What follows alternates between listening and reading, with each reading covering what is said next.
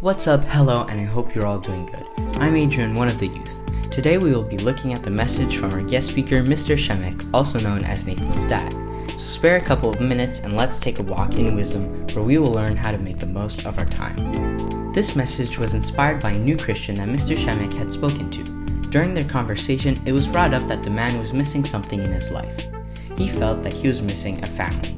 He didn't have a family for multiple reasons. One of them was his lifestyle. Mr. Przemek suggested to him to write a book about what he had gone through in order to spread awareness and to prevent others from ending up in similar situations as him. He responded that many other people had also told him he should write a book. This book would be the book of his life. From this, there are a lot of things that we can learn. The past has consequences, which will affect your future. Ecclesiastes 3 verses 1 and 2 say, "There's a time for everything, and a season for every activity under the heavens, a time to be born and a time to die, a time to plant and a time to uproot." To continue, being a young person is difficult because generally we are easy to drag along but hard to guide. Let me explain.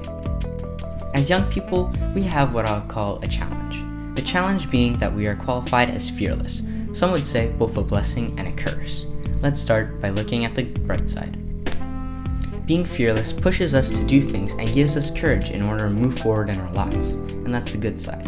On the other side of things, being fearless means that we are willing to do almost anything, ignoring the consequences, which will very well affect the rest of our lives. This price to pay is sadly and often overlooked by our generation. Now that was said, I want to say that we should all have a mentor, someone in our lives who will keep us accountable, someone with wisdom that will help lead and guide us through important decisions in our lives. Ephesians 5 verses 15 to 17 say, "Be careful then how you live, not as unwise but as wise, making the most of every opportunity because the days are evil. Therefore, do not be foolish but understand what the Lord's will is." So use your time wisely and remember that it is good to have dreams, but you need to keep in mind the right perspective. And a question to think about: if you were to write a book of your life, what would your story be? To conclude, I just want to leave you with this last verse from Ecclesiastes 11 verse 6. "Sow your seed in the morning, and at the evening let your hands not be idle, for you do not know which will succeed, whether this or that, whether both will do equally well.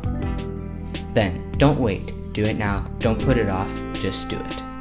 This was Adrian Charbonneau. Have a good day.